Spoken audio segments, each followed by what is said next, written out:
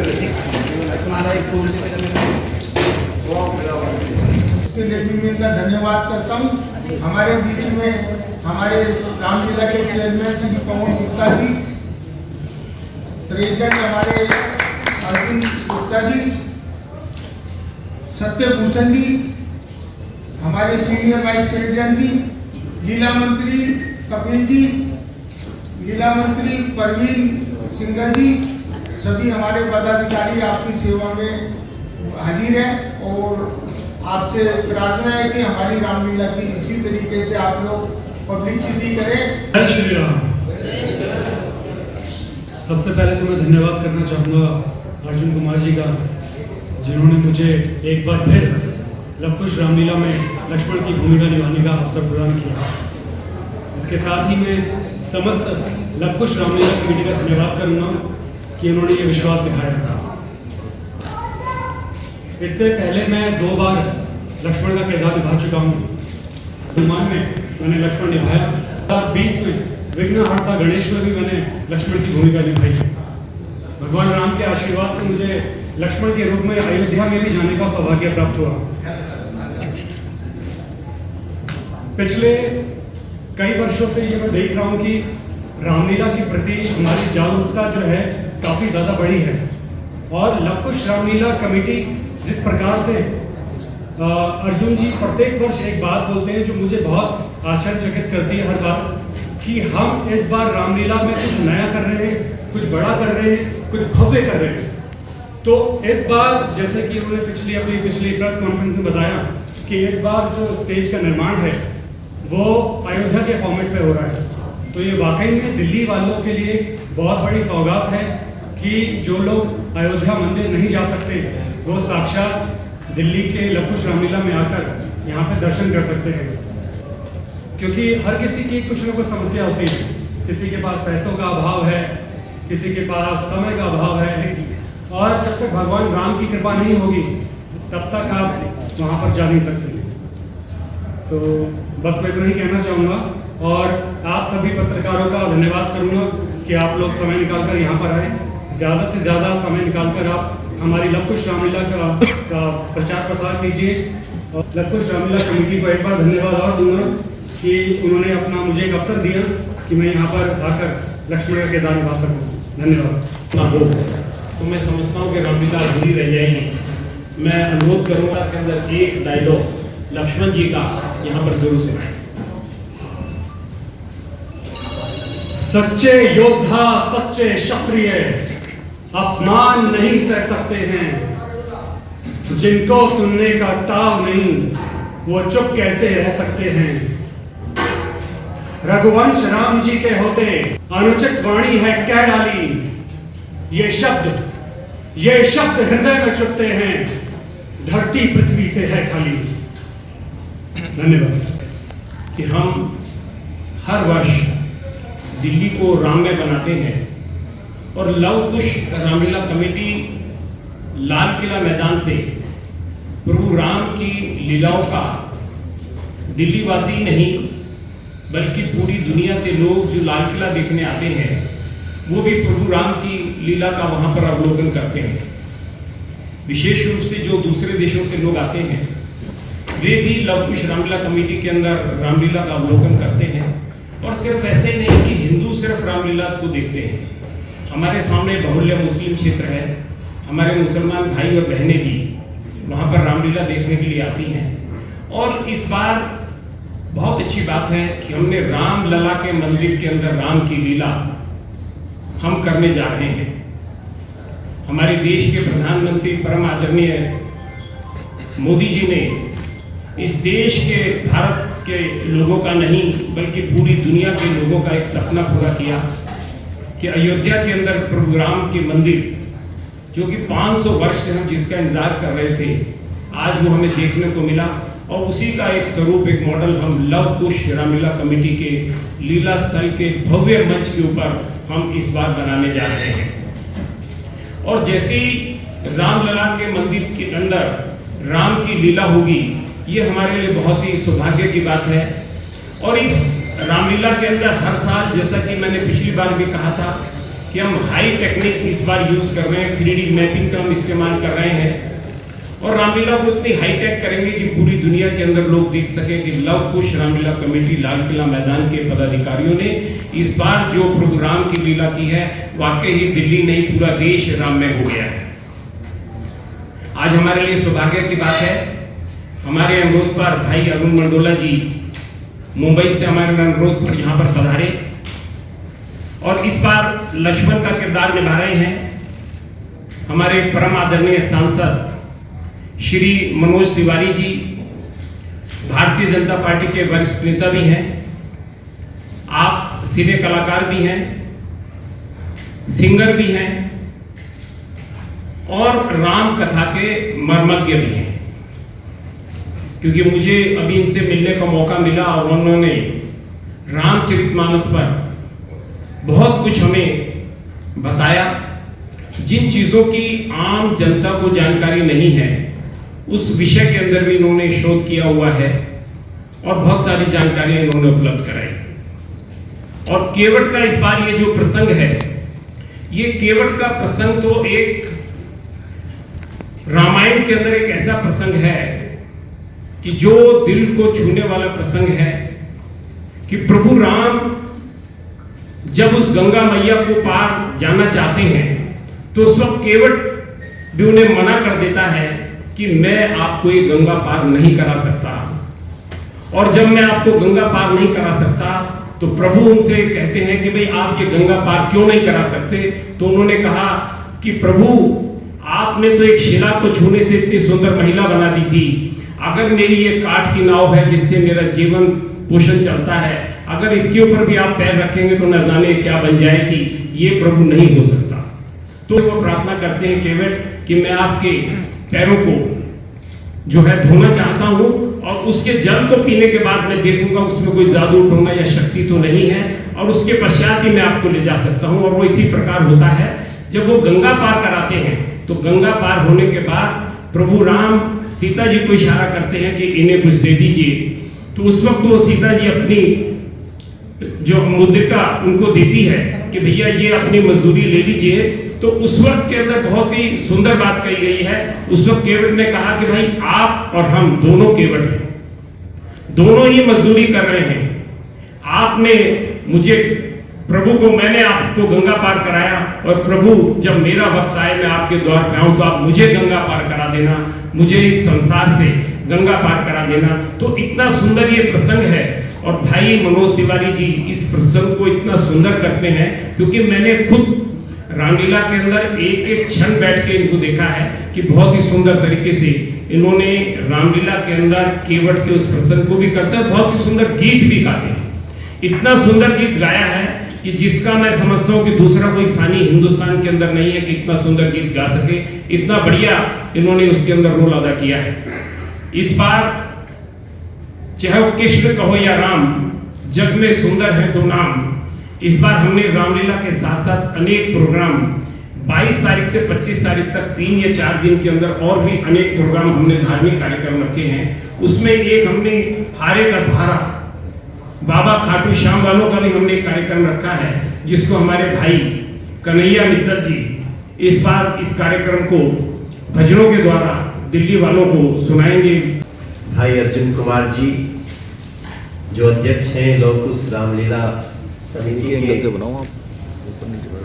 और इस समिति के लौकुश रामलीला समिति के चेयरमैन हैं Pawan Gupta ji, Satyabhushan Jain ji senior vice president और जनरल सेक्रेटरी सुभाष गोयल जी। और आज इस प्रेस कॉन्फ्रेंस में जो लक्ष्मण की भूमिका करेंगे और वो बहुत टीवी सीरियल में लक्ष्मण की भूमिका को बखूबी निर्वाह कर भी चुके हैं। तो एक प्रकार से आप देखें कि टीवी की दुनिया में रामलीला राम के साथ लक्ष्मण का रोल करने वाले लौकुश रामलीला में भी और ऐसी कई रामलीलाओं में कई कलाकार अपनी सेवाएं दे रहे हैं। मैं अरुण मंडोला जी को विशेष रूप से धन्यवाद देता हूँ। मैं थैंक्स करता हूँ प्रवेश को जो इस पूरे रामलीला के डायरेक्टर है और इधर आके नमस्ते कर लो, इधर आइए। ये डायरेक्टर है और मैं इनका परिचय आप सबसे इसलिए करा रहा हूँ कि आज मैं एक विशेष प्रश्न उठाऊंगा जिसका आप सब अपने विवेक से अनुमोदन करना न करना आपकी बात है। बैठिए प्रवेश। पूरे देश में रामलीलाओं का जो चलन है उसकी गंभीरता क्या है? हो सकता है कि सभी लोग उसकी गंभीरता पे नहीं विचार करते हो, क्योंकि रामलीला करने वालों को थोड़ा सा हेय दृष्टि से भी देखा जाता है। यह हमारे देश में ऐसा एक गलत भाव चला है। मेरे लिए जैसे आप उपवास करते हैं नवरात्रि में 9 दिन, वैसे ही एक उपवास होता है उस चरित्र के लिए जो रामलीला में 10 दिन तक अपने रोल को निभाता है, या एक दिन के लिए करता है तो उस दिन के लिए, क्योंकि सभी मनुष्य है ना। अभी अरुण एक एक्टर है, गूगल्स में है, सुंदर पर्सनालिटी है, लेकिन जैसे ही ये रामलीला में अपने रोल में आएंगे उस समय वो लक्ष्मण ही रहेंगे। उतने समय तक उपवास चलता। उपवास किस चीज से? ऐसे तो आजकल डिजिटल उपवास का भी चलन हो गया है। हम रोज सोशल मीडिया पे रहते हैं तो जरा एक दिन जरा सा उसके बिना रह सकते हैं क्या? तो वैसे ही हमारे कलाकार जो रामलीला में होते हैं वो सांस्कृतिक रूप से उस भाव में अपने जीवन से उपवास पे चले जाते हैं। उस समय वो नहीं है जो वो रोज है,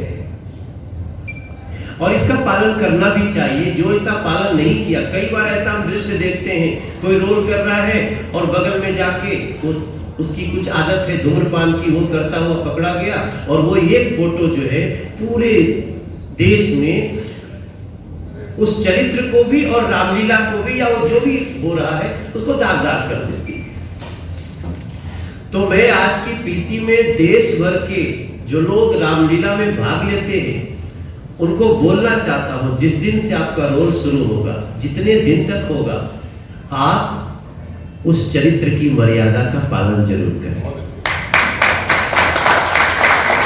हम दूसरे विषय पे आते हैं कि अभी कहा हमारे अर्जुन भैया ने कि ये सांसद होते हुए भी रामलीला करते हैं।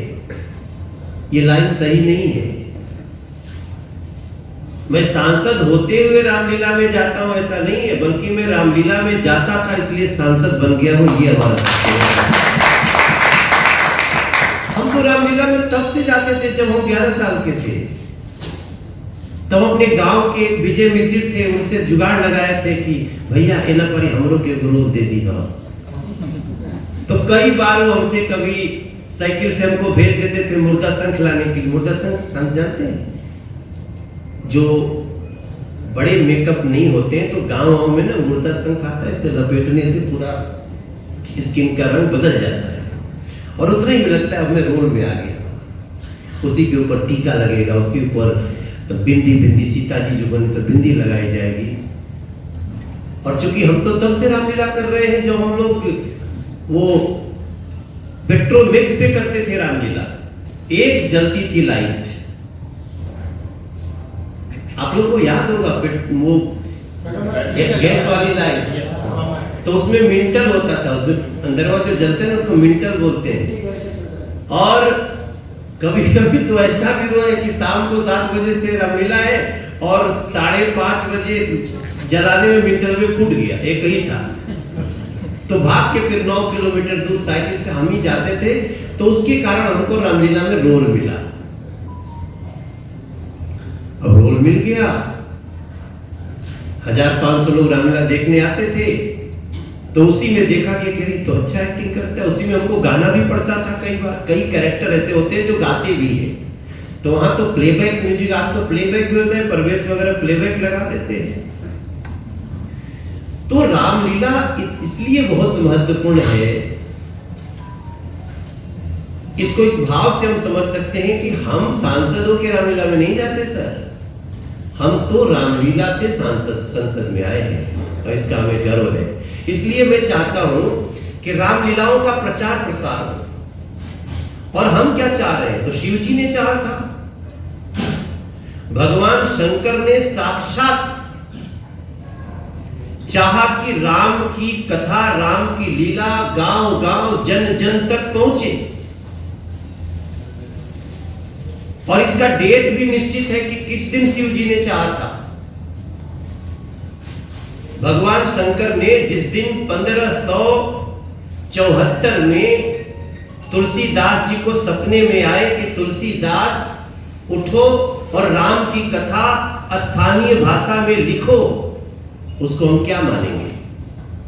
हो सकता है हम लोग यहाँ प्रेस कॉन्फ्रेंस में बैठे बड़े बड़े विद्वान भी, उनको पता नहीं है कि जब हम गाते हैं मंगल भवनय मंगलहारी द्रवहु सुदशरथ अजिर बिहारी, तो ये पंक्तियां लिखी कब गई? प्रविशि नगर की जय सब काजा, हृदय राखी कौशलपुर राजा। अगर किसी लड़की की शादी हो रही है, उसमें अगर उसको आशीर्वाद दिया जाए कि सुनो सिय सत्य शीस हमारी, पूरी मन कामना तुम्हारी, तो ये लाइनें लिखी कब गई? क्या ये लाइनें तब लिखी गई थी जब भगवान राम थे, या उसके 50 साल बाद लिखी गई थी? ये लाइनें तो भगवान शंकर ने तुलसीदास जी को 1574 में अयोध्या जी में राम मंदिर टूटने के बाद 1526 में पानीपत की लड़ाई हुई, बाबर यहां शासक बना, 1544 में मंदिर तोड़ दिया गया और 1574 में भगवान शिव तुलसीदास को सपने में आते हैं कि तुलसीदास संस्कृत के विद्वान हो, संस्कृत में नहीं स्थानीय भाषा में राम की कथा लिखो ताकि जन जन में जा सके। तब जाके 1577 में 2.5 साल अयोध्या जी में रह के तुलसीदास जी ने रामचरितमानस की रचना की। और ये मनोज तिवारी बता रहा ऐसा नहीं है, ये हर रामचरितमानस के पहले 15 पृष्ठ में लिखा हुआ है, किसी ने पढ़ा ही नहीं, क्योंकि हमने समझ लिया रामचरितमानस लाल कपड़ा में रख के पूजा करने वाला है। हमने पढ़ा नहीं इसको। जिनको कथा करना था वो पढ़े, जिनको रामलीला करनी थी वो पढ़े। अभी मैंने कन्हैया मित्तल आ रहे हैं, उनको मैंने कहा कन्हैया एक गाना बनाते हैं, जीत के आएंगे हम राम के वंशज हैं, जग जीत के आएंगे, मर्यादा में रहना दुनिया को सिखाएंगे। हमारे राम तो मर्यादा पुरुषोत्तम है। दुनिया के किसी धर्म को राम के चरित्र से, राम की कहानियों से कुछ भी व्यतिरेक हो ही नहीं सकता है। कोई झगड़ा ही नहीं उनका। झगड़ा सिर्फ राजनीतिक दलों को था। इसलिए मैं चाहता हूं कि रामलीलाओं का जोर हो। लौकुश रामलीला तो बहुत बड़ी रामलीला समिति है। मैं जब पहले 2 साल वहां रोल किया तो मैं जाकर के प्रधानमंत्री जी को बताया कि सर आप जहां जाते हैं, रावण को जहां प्रधानमंत्री जी लोग जाते हैं बाण मारने के लिए, वो ये थोड़ी था कि ये कई जगह बाण मारे थे, आपको तो घूम घूम के रावण को मारना चाहिए। फिर उसके बाद वो लौकुश रामलीला समिति में भी आए। वो दिन हमारे लिए भी बहुत गर्व का था। आप लोगों ने निवेदन किया, हम लोगों ने, हम सांसदों ने बात की, वो वहां आए, फिर वो द्वारका भी चले गए।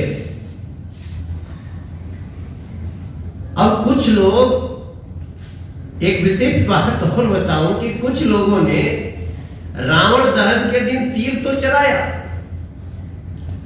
रावण, कुंभकर्ण और तीसरा कौन, मेघनाथ, इन तीनों को मारने के लिए बाण चलाया, लेकिन घर आके राम के औचित्य पे ही कृष्ण उठा दिया उन लोगों ने।